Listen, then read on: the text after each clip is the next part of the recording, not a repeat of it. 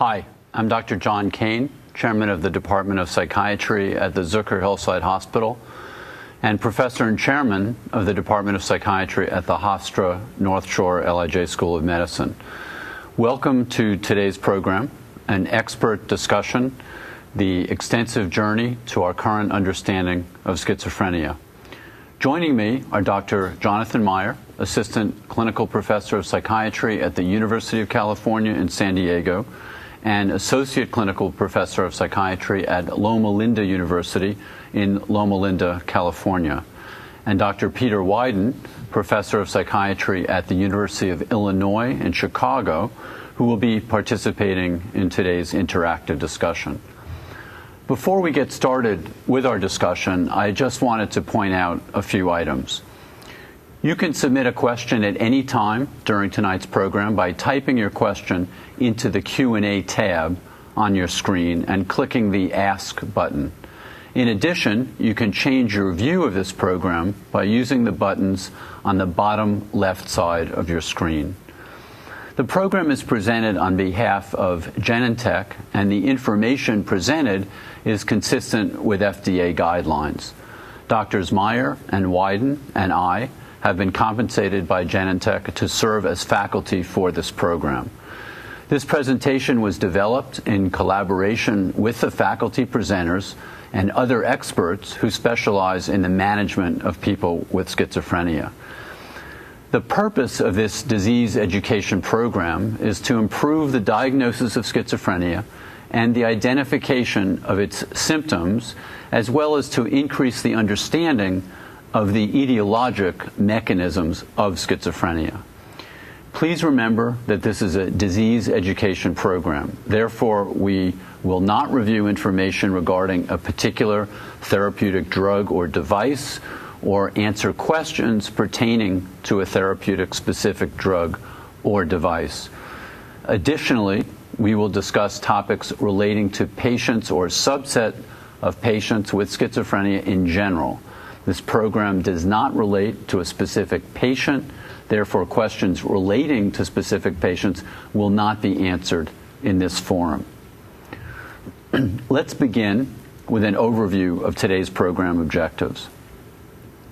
During this program, we will review the far-reaching impact of schizophrenia and provide insight into the current state and advances in the diagnosis of schizophrenia. Next, we'll discuss symptom domains, their identification, and their impact on disability. Lastly, we will present evidence of the glutamate hypothesis and the potential role of NMDA receptor hypofunction in the pathophysiology of schizophrenia. I think it's important to first discuss the impact and implications of schizophrenia. And Peter, could you please speak to that? Well, thanks, John. And I think if you're in the audience listening now, you know schizophrenia is a difficult illness. You've probably learned that it affects 1% of the population.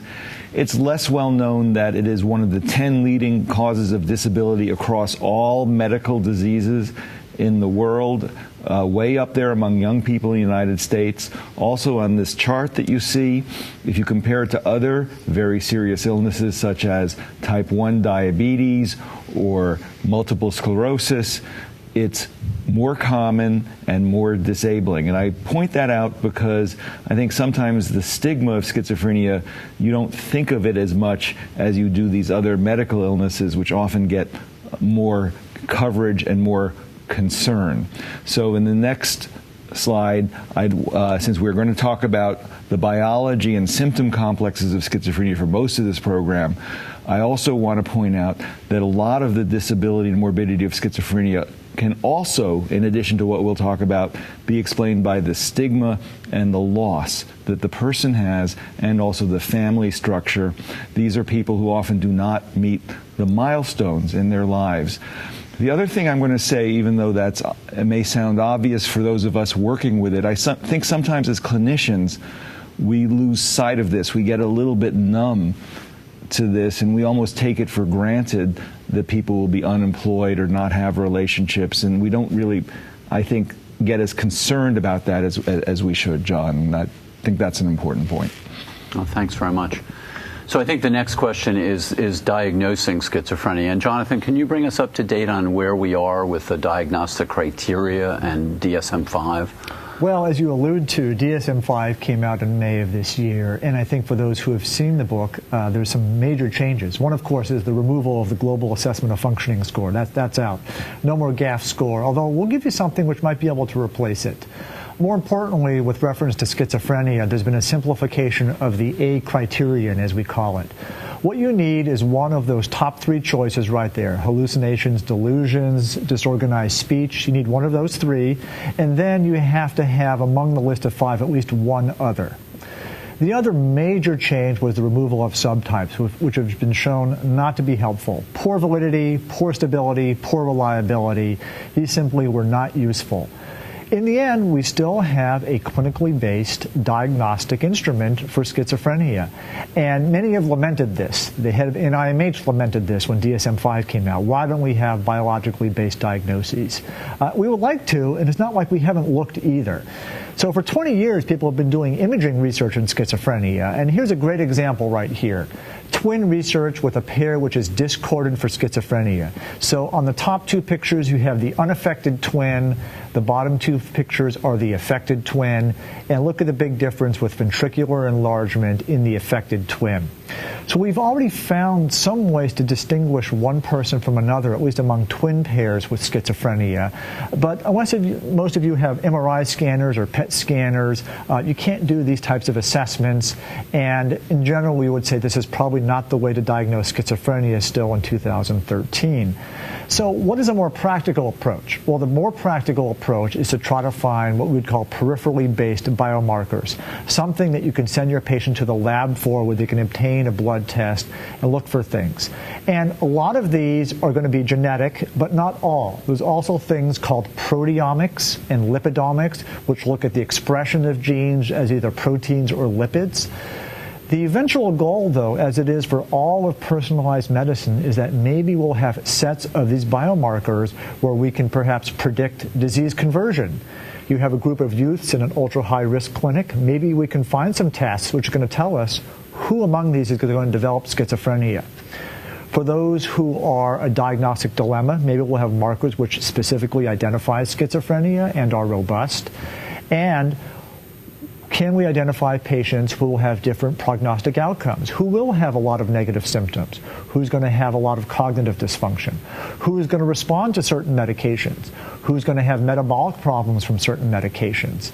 And so these are all the things we want with our biomarkers.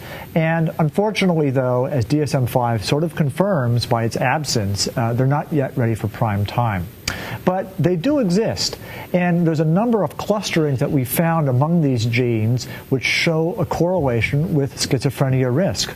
The problem is there's a large number of these genes, maybe 200 or 250 at last count, each of which contributes a small amount of the risk variance, perhaps 0.1%, maybe as large as 1%. And the problem we're confronted with is the predictive value is quite small, and disease heterogeneity is quite large.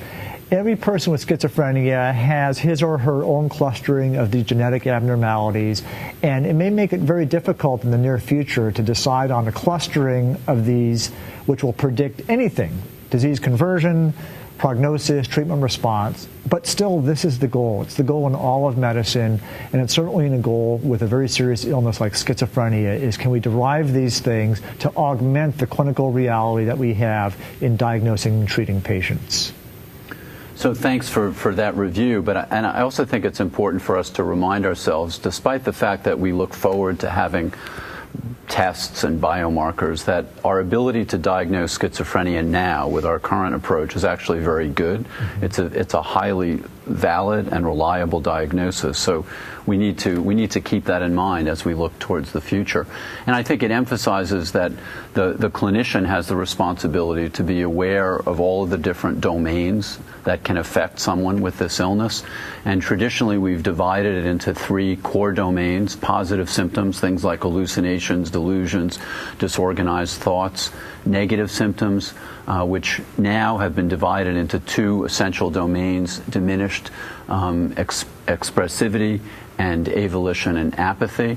And then cognitive dysfunction, which involves problems with memory, executive function, attention, and so forth. And these are important because they have tremendous impact on long-term outcome and functioning. We also have to remember that patients with schizophrenia can experience mood symptoms, depression, suicidality, and at times even aggressive behavior.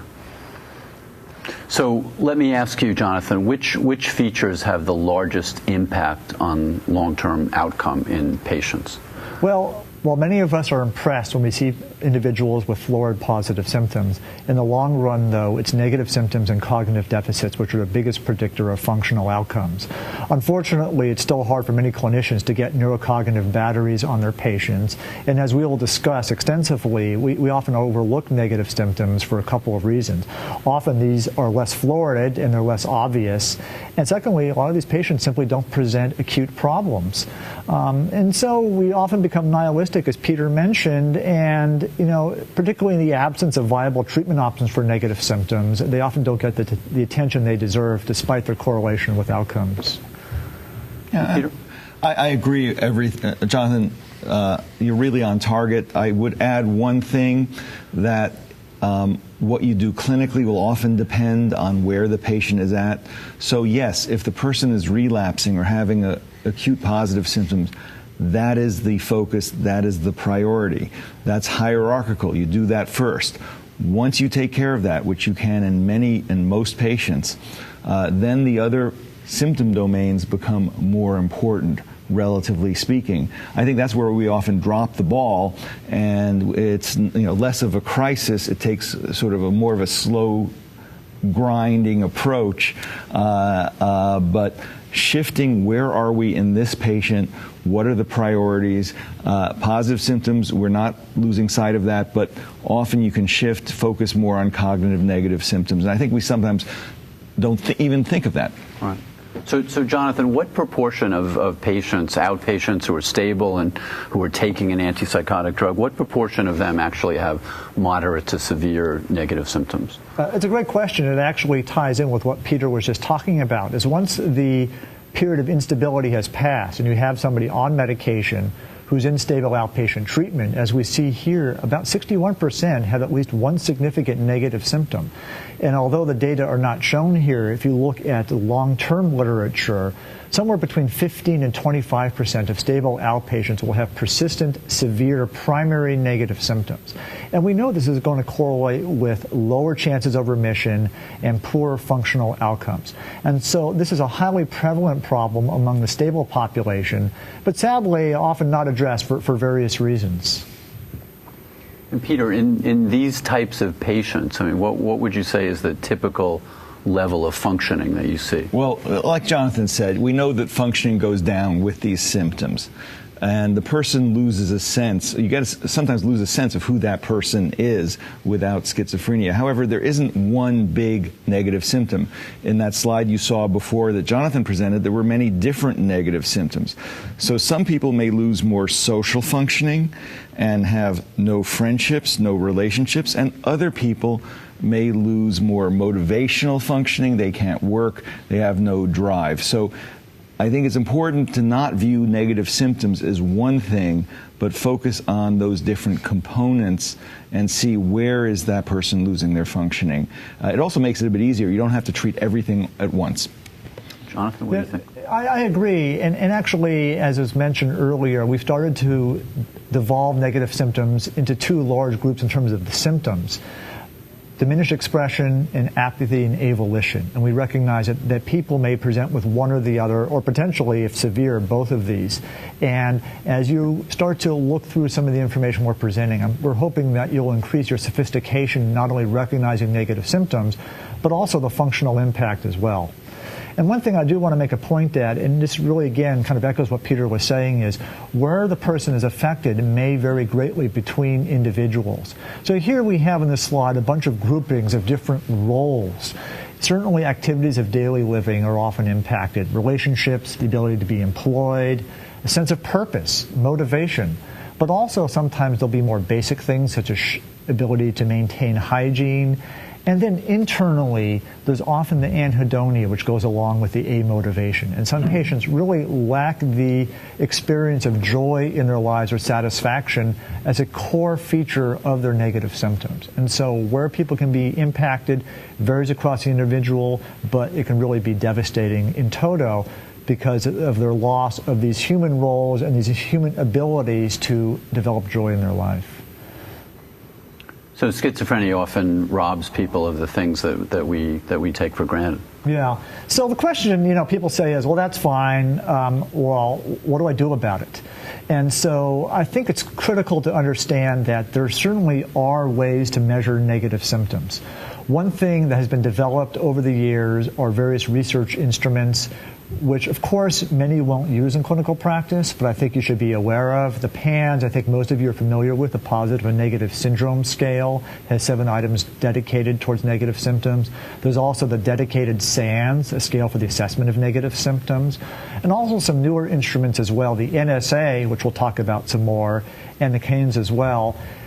People have heard about the CGI. This can be used as a global assessment. And then there are functional outcome scales. So the PSP and the SOFAS are scales for the assessment of functional outcomes, which in the end is often what we want to know, is not do you have negative symptoms, which is important, but how does that translate into what you do as a person? What are your roles in life and how are you functioning overall? Great. So we have a polling question. We'd like to ask the audience, which tools do you think may be used together to assess negative symptoms, disease severity, and functioning during a 15-minute med check? So you have 4 choices, and please give us your thoughts. Okay, let's take a look at the responses that we have.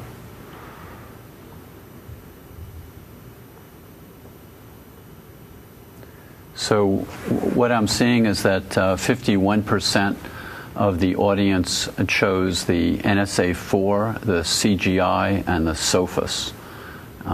Jonathan, what do you think about that? I think 51% out of there are quite sharp. Many of you have not heard of these instruments, but the CGI is something that everybody does every time you see a patient.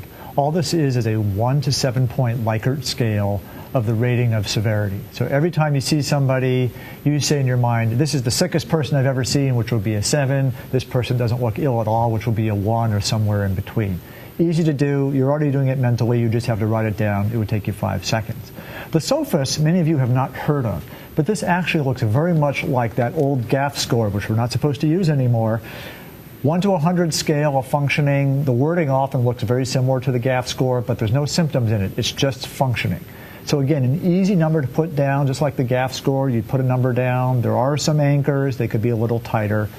The one I think most people aren't familiar with, but I really hope you'll go home and look this up a little bit because it's in the public domain, is the NSA-4.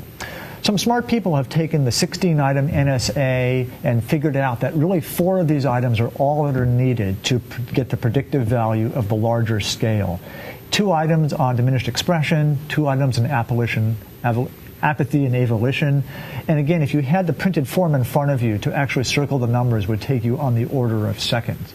And so this is something that really wasn't available until a few years ago, but I think it's going to become a more and more standard practice, especially because getting a handle on negative symptoms is maybe a little more challenging than it might be for other types of symptom assessments in the office.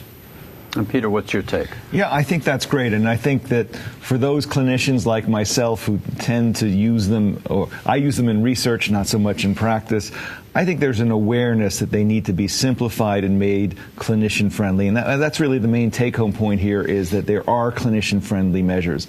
If I had to use one thing, I like to use the CGI, the Clinical Global Severity or Improvement Scale, and use it just for the overall negative symptoms for that patient, because then I can calibrate that patient's progress for that patient's own negative symptoms based on my clinical judgment. And if you're experienced in schizophrenia, you'll be able to do that. So how about the difference between observed and elicited? Yeah, and that's the idea of different kinds of negative symptoms, that there are some that you're going to observe. When a patient walks into your office, they won't make eye contact. There's a long delay in response. They won't have anything to say. They may have obviously poor hygiene, or the family or case manager will tell you exactly the same thing. These are, in this slide, in the pink on the left, these are things you observe in the person. It's not an internal feeling state. In the blue on the right is more, what is that person's internal drive and experience? And generally, the ones on the right are subjective indifference. The person just doesn't feel anything. No loneliness, no lust, no interest, no pleasure, that kind of thing. And you can interview for that. Patients aren't going to tell you, oh, I just don't feel anything. So you need to kind of do a gentle interview to kind of work with the individual to kind of get at that. There are certain interview techniques on that. You look for kind of the absence of those internal feelings. So that's, I think, one of the things that takes a little getting used to, and then you can do it. And how important is an informant in that process? I would say for the internal state, an informant is helpful, but they're not going to understand the nuances. So, for example, if someone is just not motivated, are they hearing voices so they're not going out? Are they depressed so they're not going out? Or do they just have no drive or interest? Informants often can't fine-tune. That will take a little bit more training and in the subjective. I think the objective stuff, the informants, they're going to tell you, my kid isn't bathing, my kid isn't getting out of the bed. That's going to be easy. But the subjective, I think, really often is the clinician. Okay. So can you give us a couple of examples of one or two questions that you might use to determine whether someone has negative symptoms and to gauge their severity? Yeah. Well, one thing I'm often going to do is, if they're not functioning, is try to assess what's going on. And is it that they're fearful, paranoid, restricting activity? Is it they're depressed? Or is it that they just have no internal drive? So that's one thing. For the subjective stuff, which takes a little bit more training, I try to drill down. I try to see what they are doing during the day. I don't want to be too much of a doctor, but more, what are their interests? I like asking about TV, because most people watch TV. Do they have favorite shows, or do they just watch one show after another and don't care what they're watching? If they have favorite shows, do they go out of their way to see those shows? In terms of sociality, if they're living with their family, are they watching TV with the family in the family room, or in their own room when their family is watching the same show elsewhere? So those are the kind of really drilling down to the quality of that experience I find helpful. Jonathan, do you have anything to add to that? Actually, it's very similar to what Peter is asking. You know, often you have observable data, but if you can elicit some of the subjective sense of what are their interests, you know, do they actually have anything which they derive pleasure from? Do they have social interactions? You know, so I'll ask people, what are things you enjoy doing? TV, again, is a great question. And as Peter was saying, not only do you watch TV, which many will be present in the room where the TV is, but I'll ask them, can you tell me your favorite program? And it'll be surprising how many people who spend hours watching TV with significant negative symptoms could not name the program, and will have even trouble describing the types of programs that they actually watch. And that really tells you that there's a really diminished internal experience there of what's going on with the world. And Peter, what about mood disturbances? So let's drill down on mood disturbances. As John, you mentioned, many patients with schizophrenia also have depression. By the way, you can have depression and still have schizophrenia. It doesn't exclude the diagnosis. Now, it's harder to diagnose depression and schizophrenia, because if you're not functioning work-wise anyway, you can't use loss of functioning as your criteria for depression or concentration. So you usually have to use in a depression interview feelings of hope, internal dysphoria, sadness, hopelessness, giving up, painful emotional states. And so that is going to be your tip-off for depression. Negative symptoms, the person's not doing anything, but they're okay not doing anything. So a person with negative symptoms might not want to go see friends because they're not lonely. They don't care. Whereas someone who's depressed might say, well, it's because no one would want to be with me. I'm just no good. So it's that depression tends to be subjective depression, dysphoria, self-hatred, self-loathing, hopelessness, whereas negative symptoms tends to be just the sort of indifference. There's just, you're not there emotionally. So it can look similar, but the emotional experience is very different. One other very important caveat, and there's some examples here. So I often ask about if someone has no friends, are they lonely? If they're not lonely and they feel like they've got lots of friends, even though they haven't seen anybody in years, that's more likely to be negative symptoms. If they feel lonely, they want to be with people, but they feel like they put themselves down, then that's more likely to be depression. One caveat is that if a person is depressed who also has negative symptoms, you need to ask about that depression, because they will not look depressed because of the negative symptoms. They look flat. You have to ask about the hopelessness and the suicidality. So those are just some broad overview of this differential. Great, thanks. So, Peter, you mentioned that patients don't complain about negative symptoms, but that the caregivers often do. Yeah, and I think all of us who've worked with this, I'm laughing not because it's funny, but it's a basic thing with caregivers is that they're going to, they will have gone through their, and I'm going to usually use their adult kids' psychosis. They go back home, the kid goes home, and then the family's beside themselves that, oh, my kid is lazy, he just needs a kick in the ass, that kind of thing. They're identifying that the person is not motivated, but they are not aware that it's a negative symptom. So it's classic. And Jonathan, is there anything else in the patient's demeanor or level of distress that helps differentiate between negative symptoms and depression? And I think, as was mentioned, really it is the effect of distress which will often tip you off that this is something which is a change. Persistent severe negative symptoms tend to be very stable over a long period of time, tend not to fluctuate very much, and don't engender a lot of complaint from the individual themselves. Whereas depressive episodes tend to follow a course of depression where there is a certain amount of dysphoria, a certain amount of distress. Certainly if people are saying I'm suicidal, this is not a negative symptom. And so the overall course may help, as well as the subjective response to the level of complaint. Okay, great. Well, let's move along. Yes.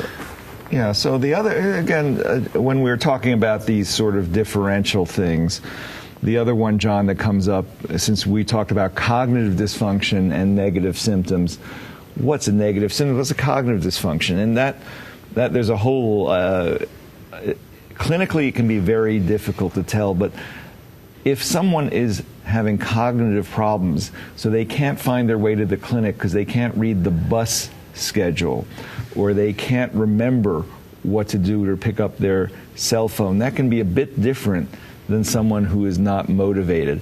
So having said that, clinically it can be a little bit challenging, but we need to keep in mind that often patients do have both cognitive and negative symptoms. I do like to ask about how frustrated are they with their concentration, attention, and that is a different area than negative symptoms clinically. How else might you differentiate between negative symptoms and cognitive impairment? Well, again, I would want to say that the honest answer, John, is it's not always possible without neuropsych testing, but clinically what I do look for, let's say someone is someone who has negative symptoms. Why aren't they going to the movies anymore? They don't care about seeing the movie. They're not interested. Someone with cognitive symptoms, they might want to go to the movies, but they go to the movies and they just don't get it. They can't remember it. So, like, why bother? Or that kind of thing. If someone's just unable to follow through with things, that's going to be more likely to be a cognitive symptom. So those are the things I will do clinically. Okay, great. Let's take a look at the next slide. So we're now going to get into a discussion of the role of neurotransmitters, and I think it's important to have a historical perspective when we talk about that. So Peter, could you kind of just take us quickly through the evolution of our understanding of neurotransmitters? It reminds me of these tests, in two sentences say, does God exist? It's a very complicated thing, but very briefly, we don't know what schizophrenia is, and there were many theories for hundreds of years. But modern pharmacology came with the discovery of the neurotransmitter in the 1950s. So there are a bunch of different neurotransmitters: serotonin, norepinephrine, dopamine. They all had competing theories. The one that survived was the dopamine hypothesis of schizophrenia. Now, stay with this, because there are different versions of the dopamine hypothesis of schizophrenia. The first one that was put forth in the middle of the slide by Dr. Carlson, who won a Nobel Prize for this, was that excess dopamine caused schizophrenia. The lines of evidence was amphetamine psychosis. People taking amphetamines looked like they had schizophrenia. That the antipsychotics at the time made people Parkinsonized, and at that time it was discovered that Parkinsonism was too little dopamine. Amphetamines resemble dopamine, so dopamine was prime suspect number one. So that's the initial dopamine hypothesis of schizophrenia. Like our software programs, those hypotheses get revised. So there's 1.0 dopamine hypothesis 2.0, but the basic dopamine hypothesis 1.0 is that too much dopamine is the cause of schizophrenia, because amphetamines are like dopamine, and antipsychotics block dopamine, cause Parkinsonism. That was the now, many years later, lots of different hypotheses. You're going to see that a lot of the hypotheses of schizophrenia have to do with drugs of abuse that cause symptoms that may resemble schizophrenia. The glutamate hypothesis was proposed as being another model for some of the problems in schizophrenia. And that goes way back to the 1980s, and has really been there now for over 20 years. But I don't know about you, but I certainly, as a clinician, didn't really think along those lines until a lot more recently, and it's really going to be very exciting to present to you some of the evidence for this in the next part of this program. So our next polling question is, why was the original dopamine hypothesis revised? And you've got several choices. A, most antipsychotics mainly treat psychotic symptoms. B, LSD also elicits symptoms that are similar to some positive symptoms of schizophrenia. And C, hypoactivity of frontal cortical dopamine neurons was found in animal studies. So you have those choices. You can also answer A and C, or all of the above. Okay, please try to give us your answer. Are there red states and blue states, John? It's hard to tell. I think that's a tough question, so we're getting kind of a slower response. But so far, about 50% of people are saying all of the above. Okay. Honestly, I personally think it depends how you interpret this question. I think that when we formatted this question, A is clearly true, in the sense that the dopamine hypothesis version 1.0 was great for explaining psychosis, but it was terrible at explaining negative symptoms or cognition and all the other stuff in schizophrenia. So that was a big shortcoming of the original dopamine hypothesis of schizophrenia. The second choice, LSD, that was a competing hypothesis at the time. So it competed with dopamine hypothesis, but it wasn't really the cause of the revision of the dopamine hypothesis, so probably that B is not correct. And C is too little dopamine in one part of the brain in schizophrenia. That is correct. So let's look at dopamine hypothesis version 1.0, the one that I described before. That's in green on top. It explains positive symptoms very well, but not so much anything else in schizophrenia. It certainly does not explain negative symptoms.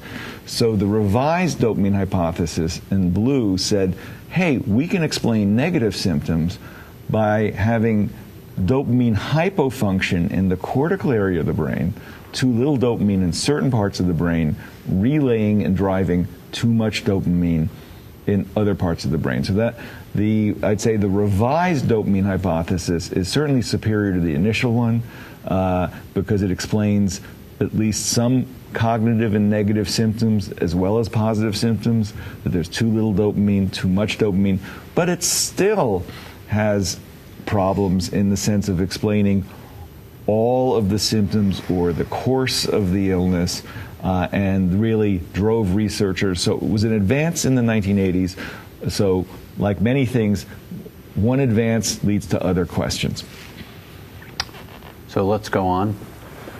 And Jonathan, can you tell us about the receptors that are involved with different neurotransmitters and how they might be relevant?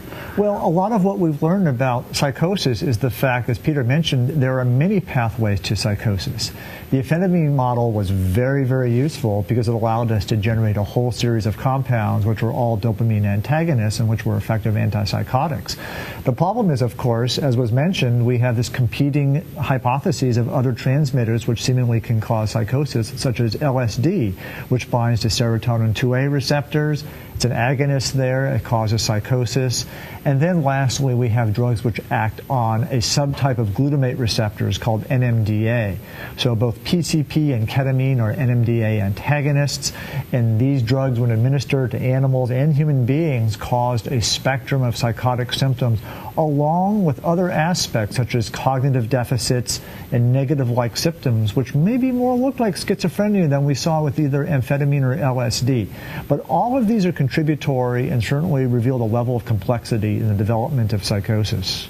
One question I had about when you look at those transmitters, it's drug abuse that seems to lead to these hypotheses, which then lead to further understanding.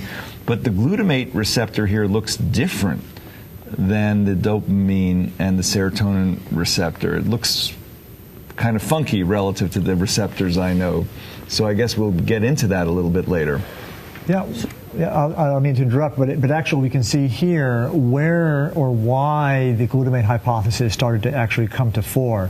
So if we go to the next slide here, the glutamate hypothesis, I think for the reasons you mentioned, we were getting something funky from these glutamate antagonists we weren't getting from amphetamines. Amphetamines make people paranoid. If you use a lot of them, you'll start to hear voices. You don't get cognitive deficits in either human or animal models. But the glutamate antagonists really kind of showed something different. And specifically, when we're going to talk about the glutamate hypothesis, really the glutamate hypothesis is one of NMDA receptor hypofunction. So there are many types of glutamate receptors. Glutamate is the largest neurotransmitter system in the brain. It's an excitatory neurotransmitter. You have various types of receptors, some which open ion channels, some which go to second messengers. But NMDA is one subtype of these, and these drugs, PCP and ketamine, are NMDA antagonists. And it was recognized that we're getting something here from these drugs that we don't get from other types of drug exposure which cause a certain form of psychosis, which is very limited. And then this has been bolstered by experimental evidence after that, including some genetic studies which have showed that in human beings with schizophrenia, we see some polymorphisms in genes which are involved in glutamate neurotransmission. So, Jonathan, what do you think is the strongest evidence in support of the glutamate hypothesis? Is it animal models, is it human studies, or is it the genetic findings? To be honest, I think you have to say it's both, because the initial animal and human exposure really looks very, very good, and it gives us things which we don't get from those other types of drugs like cognitive deficits. But I think the whole model is really bolstered by the genetic findings. When you start to find genes in people with schizophrenia which are associated with risk of that illness and are involved in glutamate neurotransmission in some way, then it really kind of ties the whole story together. And I think that's perhaps the most compelling piece has been those recent genetic findings. So if you look at a normal NMDA receptor function, can you explain a little bit about how that requires glutamate and glycine? Yeah, it's a little complicated. Most of us are used to thinking of dopamine receptor. Well, what binds to the dopamine receptor? Well, I think the audience all knows that it's dopamine. The glutamate receptor family is different, and NMDA in particular is a little complicated. The NMDA receptor actually has a coagonist site. So glutamate will bind at one portion of the receptor, and there's actually a coagonist site which binds primarily glycine, but can also bind a D-amino acid as well. So we have something which requires multiple things for it to do its thing, and potentially there can be problems in one or more of these areas. The other thing having to do with glutamate is because it's the largest neurotransmitter system in the brain, is that there's important aspects of glutamate in terms of function and development. I think most of us recognize now that schizophrenia is not a disease that develops when you're 16. It probably develops in the second trimester, with all the literature about women who have influenza or other stress exposure in the second trimester. So we recognize that while NMDA hypofunction may manifest in a certain way in an adult, it's probably doing something very different in utero with wiring and synaptogenesis, all of which contribute to some of the abnormalities that we see in the mature brain which has schizophrenia. And even though it's a complex system, it also suggests there might be a number of different ways that we could intervene. Well, I think that's the goal. I mean, we would like to actually have markers which potentially early on, and people are still high risk but haven't developed schizophrenia, in going on to develop this, if we could divert the course by some intervention yet to be defined. The other thing, of course, is that if you have this model, this may allow us to unravel the etiology in people who already have the disease, perhaps find novel approaches to the illness. So there's a lot of things here which give us greater explanatory power with the glutamate hypothesis, specifically NMDA hypofunction, which covers the whole spectrum of the illness in the way that the dopamine hypothesis 2.0 or 2.1 didn't quite. I think we've mined that model and gotten as much of it as we could, and we've started to recognize that we need a more overarching hypothesis to help us further advance this illness and its treatment. So what do you find most compelling about this model? I think it's the explanatory power. You know, the dopamine revised hypothesis allows us to understand positive and negative symptoms to some extent as really disparate dopamine problems. But then already you're starting to say, well, we have two distinct problems going in the opposite direction. Whereas the NMDA hypofunction hypothesis allows us to say NMDA hypofunction is related to both of these things. That NMDA hypofunction is associated with too much dopamine in the mesolimbic pathway, too little. We can give NMDA antagonists to animals and give them cognitive deficits, and it gives us the whole package of schizophrenia in a way that we didn't with other hypotheses. And also the number of genes that have been implicated related to it is also striking. Yeah, absolutely. So, we've covered a lot of territory, and we just want to briefly summarize some of the things we've talked about. First, schizophrenia is clearly a serious public health issue that affects millions of people worldwide and has very far-reaching consequences. The symptoms of schizophrenia fall into three core domains: positive, negative, and cognitive, with additional features such as mood symptoms.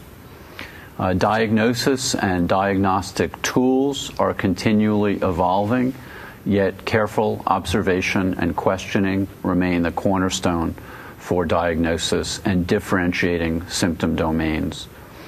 The dopamine hypothesis has guided the treatment of schizophrenia for decades. However, on its own, it may not fully explain the symptoms that we see in this illness. The glutamate hypothesis of schizophrenia is supported by the observation that substances blocking NMDA receptors can result in symptoms that resemble the positive, negative, and cognitive domains of schizophrenia. So that is very exciting. So I want to thank Dr. Meyer and Dr. Wyden for their participation. This concludes the discussion portion of our program. We'd like now to begin our question and answer session. If you have a question and have not already done so, please type the question into the Q&A tab on your screen and click the Ask button to submit the question. If you're joining us by phone and would like to ask a question, please press *3, then 1 on your telephone keypad. Let's begin with our first question.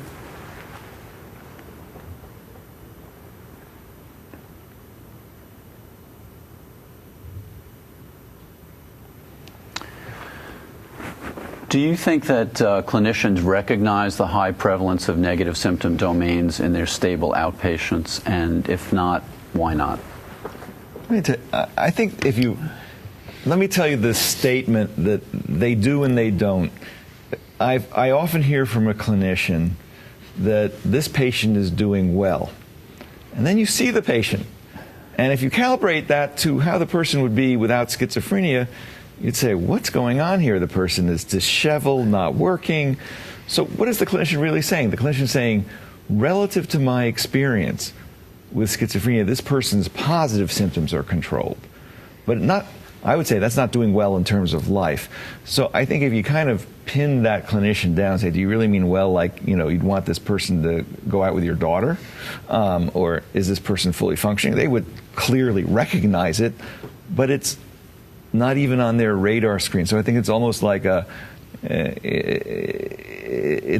Anton syndrome. It's almost like not recognizing what's there. So in a way, we've lowered our expectations also. Yeah. We've kind of accepted this lack of functioning. Sadly, the negative symptom patient causes us less problems as clinicians, unless it becomes really severe, and let's say the person doesn't shower and their hygiene becomes a problem. But, if you have somebody who kind of sits at the boarding care and smokes cigarettes and doesn't kick up too much of a fuss, I hate to say it, that's the easy patient as we think of in our patient pool, as opposed to somebody who's irritable and hallucinating and agitated or whatnot. And so I think sometimes we do let these people slide. I think there also is some therapeutic nihilism too, because even if we take a step back, like Peter is saying, and realize this person's not really functioning, we're often at a loss about what to do about it. When do you think negative symptoms first emerge? Is it something that we see at the onset of the illness, or does it tend to get worse over time? I would say I've seen it both ways, John. Some people, the onset, and I think this is one important thing, I know we've discussed this personally. When we say onset of schizophrenia or first episode schizophrenia, that means it's the first time we've seen the patient as clinicians. It's really more like first presentation is more accurate. That person may have had psychotic symptoms or negative symptoms or cognitive symptoms for years. So there are going to be many people who have quote-unquote first onset of schizophrenia to us, but really have been suffering from that, and including negative symptoms for many years. And there are other individuals who seem to have more intact in the sense of not having negative symptoms, and then as things go on, it really you see it more and more in their lives. And we didn't talk a lot about the potential secondary negative symptoms, and I know, Peter, you've done a lot of work on things like akinesia, and is it possible that sometimes we're seeing drug side effects that can mimic negative symptoms? And John, I just want to say you were my mentor on the akinesia work, so I learned that from you. But yes, because of medications having lowering dopamine, we can see the behavioral effects that look just like negative symptoms. It's less of a problem with the newer generation antipsychotics, but it's still there. You can cause behavioral apathy, for example, from medication, and that can be hard to tease out. The other thing, John, I see a lot in my practice is to tease out psychotic symptoms from negative symptoms. So I remember very vividly a woman referred to me for negative symptoms because she didn't bathe for years. So you can imagine this did not win awards in her home. And I had to use air freshener. And so that was a negative symptom consultation. But this was from a Jewish family, and she had the delusion that if she turned on the shower, it would be poison gas from Auschwitz. So the treatment plan for her was not negative symptoms, but to elicit positive symptoms that had not been forthcoming. Once we elicited that, we then moved to other medicines more appropriate for treatment-resistant schizophrenia. So look for positive symptoms maybe driving negative symptoms. That can also happen. So again, it's the importance of the clinician doing a thorough assessment and considering all of these possibilities. The next question that's come in is, do you believe that the Calgary scale for depression and schizophrenia will be useful as a clinical tool to differentiate between negative symptoms and depression? It's a tough one. You know, the Calgary scale has been developed specifically for patients with schizophrenia. I think the hard part is that there's going to be some overlap with the negative symptoms, and as we have talked about, often you're going to have to rely more on perhaps other elements because you may score a certain amount just by your negativity alone. And so looking at the trajectory of the complaint, as Peter was talking about, looking at the subjective level of the stress, I think there's going to be other elements. And then, of course, lastly, how many of you out there are actually using the Calgary scale? We're hoping someone asked. We're hoping, and I'm glad somebody is, but we're hoping at the end of this, at least you'll look up the NSA-4, which is only 4 items easily scored. So I hate to add another scale to your plate. So for that reason, I'll say it may not, although there may be some use for it, but I think the clinical assessment is probably still going to be more important for those people for whom this is the part of the differential. But I think that's a good segue into a little bit more discussion about the use of rating scales. And I mean, I've certainly been struck that in other areas of medicine, people have lots of quantitative measures, objective measures, lab tests, x-rays, cardiograms. In psychiatry, we rely on a lot of subjective impressions and judgment, yet we don't do a good job of quantitating that. And I know in my own hospital we've had some resistance from the faculty in terms of using rating scales, and I guess I wonder if we are systematically asking the questions that we've all discussed, does it really take that much more time to put a check mark next to a 3 or a 5? And perhaps do you think there's like too much resistance to doing this? What do you think the issues are? I think the hard part, John, is actually having this stuff readily available. So if you have, let's say, an electronic medical record, there has to be a template there which is easily placed in the patient's record, so the clinician doesn't have to figure out what are the anchors for the CGI, what does a 4 or a 5 mean. They can say, oh yeah, I know exactly how sick this person is. Same with the NSA-4. If that was an easily imported template, they wouldn't have to find the paper, find what it is, put it in the chart. You just do it that way. If you're still using paper charts, same thing. If you have a printed copy of the CGI and the NSA-4, taped to your desk, or it comes to you with each patient's record, very easy to fill out. But I think what happens is because that hasn't been part of your workflow, the idea of trying to incorporate something, people just don't have a mechanism for doing that. They don't know where to find the instrument, even if it's a CGI. I think that has to be provided to people on a regular basis, and I think when that happens, it'll be a little bit easier. There will be less resistance. And also the training to use it. So, and I think in most of our residency programs, we're not really teaching our trainees how to use rating scales, and maybe if we did that more, that would help. Yeah, I think for many people, a rating scale seems like a research kind of a thing, a PANS, lots of training, very hard. It doesn't have to be that way. But I also think there has to be a sensitivity to this. The electronic medical record has been, to be generous, a two-edged sword, and clinicians have been dumped on a lot with a lot of what they will perceive as a lot of irrelevant things they're supposed to fill out. So I'll give you an example. In our admission form, we had to use an addiction severity index scale if anyone had any substance abuse. For those of you who know the ASI, it's a hugely cumbersome thing that's like overkill. So I think that this is I think one of the exciting things about the NSA, or the things we're talking about, is there's now been more sensitivity to the demands on clinicians to really parse down these scales to what is most relevant and consistent with what they're doing in practice. And I think that we do that if sort of administrators or the field does that more, I think clinicians may be more likely to come on board. So another question that's come in is a rather sophisticated one addressed to you, Jonathan, about glutamate decarboxylase being the target antigen of human monoclonal islet cell antibodies. Boy, am I glad you got that one, Jonathan, not me. Is there a potential relationship between diabetes and some form of schizophrenia based on this association?